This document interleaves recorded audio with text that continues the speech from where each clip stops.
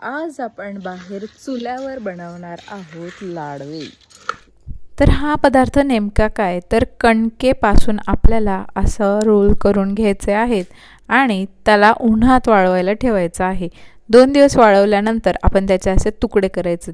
तुकडे पोकळ होतात। हे पोकळ झाले म्हणजे त्याच्यात व्यवस्थित गूळ मुरतो आणि चवीला छान लागतात। कणिक जेव्हा आपण याची भिजतो त्यावेळेला त्यात थोडं किंचित मीठ घालायचं आहे।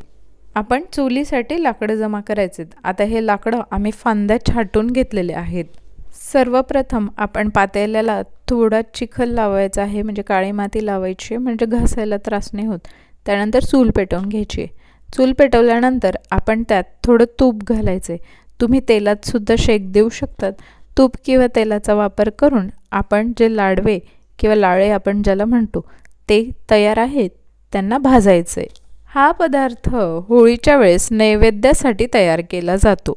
अनेक ठिकाणी पुरणपोळी बनवली जाते, पण आम्ही हे लाडे आणि त्यासोबत फुनके कढी तयार करतो। बघा, हे जे आपण कडक सुकवून घेतलेले आहेत ते आता भाजण्यासाठी टाकूयात। आता हे लाडवे आपल्याला खरपूस लाल होईपर्यंत भाजायचे आहेत। तुम्ही हे जे कडक झालेले लाळे आहेत ते बरणीत भरून ठेवू शकतात, म्हणजे शेवया जशा आपण नंतरही वापरू शकतो तसं यांना तुम्ही 4-5 महिन्यानंतर सुद्धा वापरू शकतात। तुम्ही बघू शकता छान खरपूस लाल होत आहेत। ज्या वेळेला हे छान खरपूस लाल भाजले जातात, व्यवस्थित भाजले गेल्यानंतर आपण त्यात शिजवण्यासाठी घालणार आहोत पाणी। बघा, पाणी शक्यतोवर गरम करून घ्यायचे, म्हणजे तेवढा आपला वेळ वाचतो। जेव्हा हे भाजले जात आहेत त्याच वेळेला जर आपण पाणी उकळून ठेवलं तर शिजायला थोडा वेळ कमी लागतो, कारण यांना शिजायला भरपूर वेळ लागतो। बरेच जण कुकरमध्ये शिट्टी घेतात। लाळे शिजतायत, पण आमचा इकडे जीव अडकतोय। बघा, हा पाबलो, याला आम्ही मध्येच थांबायला सांगितलं होतं, पण तुपाचा वास, गोड पदार्थ बनतोय म्हटल्यावर पाबलोचा जीव खालीवर होतो। प्रमाण जास्त आहे म्हणून शिजायला वेळ लागतो। काही जण याला कुकरमध्ये सुद्धा शिजवतात। कुकरमध्ये तुम्ही याला 3 शिट्ट्या घेऊ शकतात। असे ओपन शिजवत असाल तर अधूनमधून चाळत राहा, कारण खाली जळण्याची शक्यता असते। अधूनमधून चेक करत राहा की व्यवस्थित शिजले आहेत का नाही। बरेच लहान मुलं याला गोड पास्ता म्हणतात, पास्तासारखेच असतात ना ते।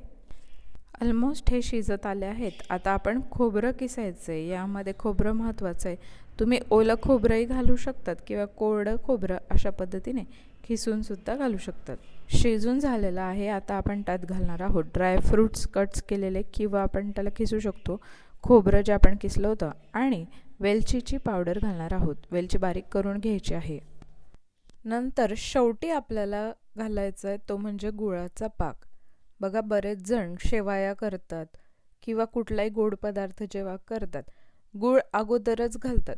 त्यामुळे काय होतं, वस्तूंना शिजायला वेळ लागतो। त्यामुळे लक्षात ठेवा, कधीही गूळ जर आपल्याला घालायचा असेल तर गुळाचा पाक करून ठेवायचा आणि सगळ्यात शेवटी तो घालायचा आहे, म्हणजे प्रॉपर शिजतं आणि शिजायला वेळही कमी लागतो। बघा, आपल्याला किती गोड खावं असं वाटतं त्यानुसार आपण गुळाचा पाक घालायचा आहे। थोडा वेळ आपल्याला शिजू द्यायचं आहे, कारण आपण जे ड्रायफ्रूट खोबरं घातलेलं आहे तेही व्यवस्थित शिजलं पाहिजे।